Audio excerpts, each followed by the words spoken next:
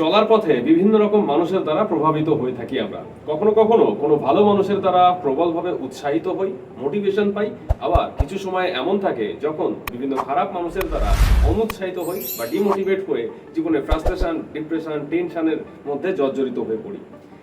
তো চলার পথে কিছু মানুষ এমন থেকে থাকেন যারা প্রতিনিয়ত আমাদেরকে তাদের কথার মাধ্যমে উৎসাহিত করে থাকেন, কিন্তু তার থেকেও বেশি সমস্যা তখনই হয়ে দাঁড়ায় যখন কিছু নেগেটিভ ধরনের মানুষ তাদের নেগেটিভ কথা বা তাদের কুমন্তব্যের শিকার হয়ে আমরা আমাদের চলার পথকে অনেক বেশি বাধা বিপর্যয়ে ভরিয়ে তুলি। আসলে সোসাইটিতে এই ধরনের মানুষের সংখ্যা একটু বেশিই থাকে। তুমি যতই সামনের দিকে এগিয়ে যেতে চেষ্টা করো না কেন, এরা সারাক্ষণ তোমার পিছন থেকে টানতে থাকবে। আর যতই তুমি উপরে উঠতে চেষ্টা করো, এরা সারাক্ষণ তোমার পা ধরে টানতে থাকবে। কিন্তু এই সম্পূর্ণ জায়গায় আমরা একটা বিশাল বড় ভুল করে ফেলি। কি জানো, আমরা অনেক সময় যেটা করে ফেলি, এই সমস্ত মানুষদেরকে এদের কথার উত্তর দিতে গিয়ে এদের সঙ্গে ঝগড়া করে ফেলি, এদের উপর চড়াও হয়ে যাই, এদের সঙ্গে বেশি কম কথা বলি, তারপরে একটা ভীষণ রকমের দ্বন্দ্বে জড়িয়ে পড়ি এবং সেখান থেকে একটা ভীষণ বাজে পরিস্থিতির শিকার হই আমরা। আর সেখান থেকে ফ্রাস্ট্রেশন, ডিপ্রেশন, টেনশনে জর্জরিত হয়ে অবশেষে নিজের কেরিয়ার নিজেরাই নষ্ট করে ফেলি। আজকের ভিডিওতে এই সব প্রশ্নের উত্তর এবং সমাধান নিয়ে এসেছি আমি। চলো আর দেরি না করে শুরু করা যাক।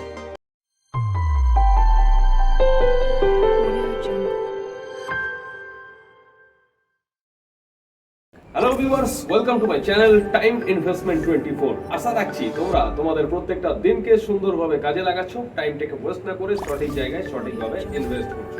সম্প্রতি কিছুদিন আগেই আমি একটি খুব সুন্দর অভিজ্ঞতার সম্মুখীন হয়েছি, আর আজকে সেই অভিজ্ঞতাটাই শেয়ার করতে চলেছি তোমাদের সঙ্গে। ভাবলাম আজকের ভিডিওটা একটু অন্য ধরনের বানানো যায় এবং এই অভিজ্ঞতার মাধ্যমে আমরা এই ভিডিও থেকে যেটা শিখতে চলেছি তা হলো এই সমাজের 90% মানুষ বা ম্যাক্সিমাম মানুষ যারা সারাক্ষণ তাদের কুমন্তব্য বা নেগেটিভ কথাবার্তার মাধ্যমে আমাদেরকে ডিমোটিভেট করে থাকে, তাদেরকে আমরা কিভাবে এড়িয়ে চলতে পারি।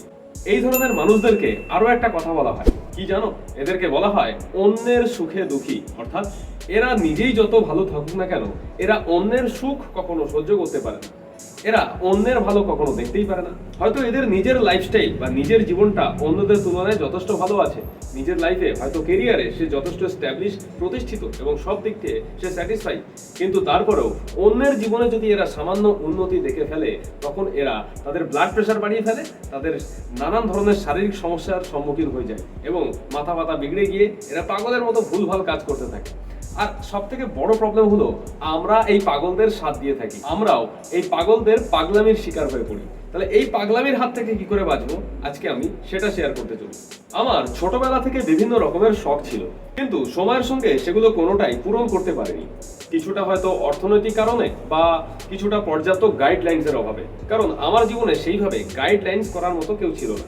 কোনো সময় কোনো মেন্টর বা কোনো গাইডলাইন আমি কোনো সময় জীবনে পাই। তো আজকে সময়ের সঙ্গে সঙ্গে পারিবারিক অবস্থা এবং নিজের জীবনের ইনকামের দিকটা কিছুটা সচ্ছল হওয়ার কারণে নিজের বিভিন্ন শখ পূরণ করতে চেষ্টা করছি। সেই শখ মেটাতে গিয়েই কিছুদিন আগে আমি একটু গিটার শেখার কথা ভাবতে শুরু করি। যেমন ভাবা তেমনি কাজ। তো সেই ভাবনাটিকে বাস্তবে রূপায়ণ দিতে আমি চলে যাই গিটার কিনতে এবং আমি আমার বাড়ি থেকে বেশ কিছুটা দূরে একটি জায়গায় গিটার কেনার জন্য সেই দোকানে যাই এবং এই গিটার কিনতে গিয়েই আমার জীবনে একটা বিশাল বড় লার্নিং লেসন আমি সেখান থেকে নিয়ে আসি। আর আজকে সেই কথাটাই আমি তোমাদের সঙ্গে শেয়ার করতে চলেছি। গিটার নিয়ে আমার জীবনে সেরকম কোনো এক্সপিরিয়েন্স নেই, কোনো ধরনের অভিজ্ঞতাও নেই। তাই গিটার কেনার সময় আমি যে স্যারের কাছে গিটারটা শিখবো, আমি তার সাথে কন্ট্যাক্ট করেছিলাম। আমি বলেছিলাম যেটা আপনার পছন্দ আপনি একটু আমাকে দেখে দেবেন, কিন্তু আমি জাস্ট এটা বলেছিলাম যেহেতু আমি জীবনে প্রথমবার শিখছি, তাই এর পিছনে খুব বেশি অ্যামাউন্টের টাকা খরচ করতে চাই না, কারণ এটা তো একটা দীর্ঘদিনের অধ্যবসায়ের ব্যাপার। এটার উপরে আমার কতটা ভালো লাগা, ভালোবাসা তৈরি হচ্ছে তার উপরেই তো নির্ভর করছে আমি এটা নিয়ে কত দূর এগোতে পারবো। তাই শুরুতে এর পিছনে বেশি টাকা ইনভেস্ট করতে চাই না, মোটামুটি কম বাজেটের মধ্যে একটা শেখার জন্য আমার একটা বেটার একটা ভালো গিটার আমার চাই। যেমন ভাবা তেমন কাজ, স্যার বলে দিলেন এই ধরনের গিটারগুলো, তিনি দেখালেন, সেখান থেকে আমি আমার কালার চয়েস করলাম, বাদ বাকি যা অন্যান্য প্রবলেম ছিল সেগুলোকে ঠিকঠাক করে তিনি গিটারটি আমাকে দিলেন। তো সেই দোকানে এই গিটারটা নিয়ে আমি একটু বাজানোর চেষ্টা করছিলাম, কিন্তু সেই দোকানে আরো প্রচুর গিটার আশপাশে ছিল। এই মুহূর্তে ভিডিওতে যে ছবিটা তোমরা দেখছো, গিটার কেনার পরে আমি একটা ছবি তুলি।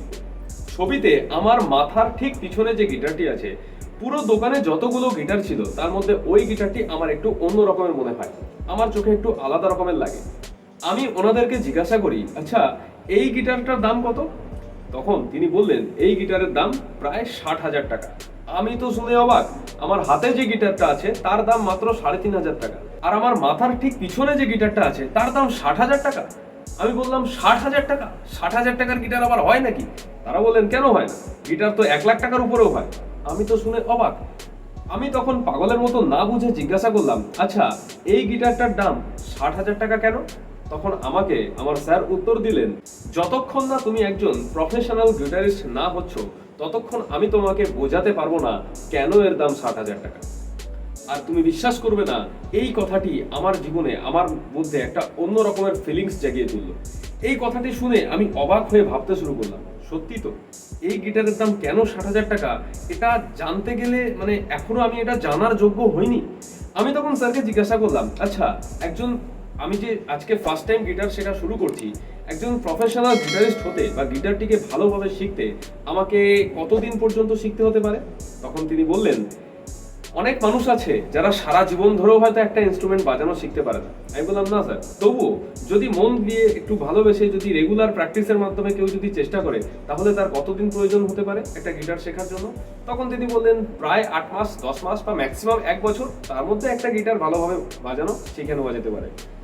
তখন আমি বুঝতে শুরু করলাম বা তখন আমি ভাবতে শুরু করলাম, অর্থাৎ এই গিটারটার দাম কেন 60,000 টাকা এটা জানতে গেলে আমাকে এখনো 1 বছর অপেক্ষা করতে হবে। তো আমাদের জীবনটাও না কিছুটা সেই রকম। অনেক সময় দেখা যায় অনেক মানুষ আমাদেরকে বিভিন্নভাবে ডিমোটিভেট করে, বিভিন্ন রকম কুমন্তব্য দ্বারা, বিভিন্ন নেগেটিভ কথাবার্তা দ্বারা আমাদেরকে অনুৎসাহিত করে, আমাদেরকে অনেক বাজে বাজে কথা বলে। কিন্তু আমরা সবসময় যেটা ভুল করে ফেলি, আমরা সেই সব মানুষদেরকে উত্তর দিতে শুরু করি, আমি এটা করিনি, কেন তুমি আমাকে এটা বললে, কেন তুমি এরকম করছো। আমরা অনেক সময় এদের উত্তর দিতে চাই। কিন্তু এই গিটার কিনতে গিয়ে যে এক্সপিরিয়েন্সটা আমি অর্জন করলাম, সেখান থেকে বুঝলাম জীবনে সবসময় সবাইকে এত উত্তর দেওয়া ঠিক না, সবাইকে সব কথার ব্যাখ্যা দেওয়া যায় না। দুটো কারণ, এক, সে এখনো পর্যন্ত সেই উত্তরটা শোনার মতো যোগ্য হয়ে ওঠেনি, আর দুই, তুমি যে উত্তরটা দিতে চাইছো এই মুহূর্তে তার সঠিক সময় এটা নয়। অর্থাৎ একটা কথা বলে, পরিশ্রম এতটাই নিঃশব্দে হবে যেন সফলতার শব্দ সকলের ঘুম ভাঙিয়ে দেয়। জীবনে চলার পথে এই ধরনের নেগেটিভ মানুষের কোনো নেগেটিভ আক্রমণের শিকার হলে আমাদের উচিত হবে না সব সময় তাদের উত্তর দিতে যাওয়া, কারণ তাদের সঙ্গে দ্বন্দ্বের মধ্যে জড়িয়ে পড়ে আমরা যে সময়টা নষ্ট করে ফেলি, যদি সেই সময়টা আমরা আমাদের নিজেদের কেরিয়ারের ইমপ্রুভমেন্টের জন্য ব্যবহার করি তাহলে অবশ্যই আমাদেরই কিন্তু পুরোটাই লাভ হবে। তাই বলবো, এই সমস্ত নেগেটিভ মানুষের পিছনে টাইম ওয়েস্ট না করে টাইমটাকে সঠিকভাবে ইনভেস্ট করতে শেখো। তারা তোমাদেরকে যা বলছে বলতে দাও, আর তাদের প্রশ্নের উত্তর সময় হলে তারা এমনিতেই পেয়ে যাবে। ঠিক যেমন ভাবে এই গিটারের দাম কেন 60,000 টাকা সেটা জানার জন্য আমাকে এখনো 1 বছর অপেক্ষা করতে হবে। একইভাবে সমাজের ওই সমস্ত নেগেটিভ মানুষদেরকে যে উত্তরটা তুমি দিতে চাইছো, তারা এখনো তোমার সেই উত্তর শোনার মতো বা বোঝার মতো যোগ্যতা অর্জন করতে পারে। তো যাই হোক, আজকে একটি নিজের জীবনের এক্সপিরিয়েন্স দিয়ে নতুন কিছু শেখাতে চেষ্টা করলাম। ভিডিও ভালো লাগলে অবশ্যই লাইক, শেয়ার, সাবস্ক্রাইব করে পাশে থাকার জন্য অনুরোধ করবো। দেখা হচ্ছে নেক্সট ভিডিওতে। Wish you all the best.